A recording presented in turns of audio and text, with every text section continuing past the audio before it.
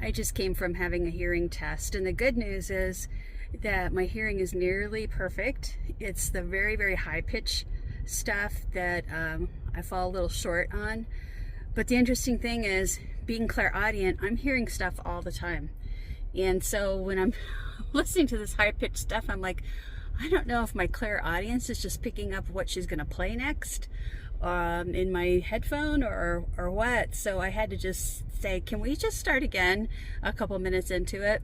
And she's like, oh, okay. And I said to my guides, can you just clear out everything? Because I've got to do this hearing test. I really want to know how my hearing is. And they did. And it worked fine. And I passed my hearing test. But it's like, God, the little things you don't think about, that when you're working with abilities all day long, they're just on, So good news is my hearing's fine. And clairaudience is pretty darn good too. Oh, God.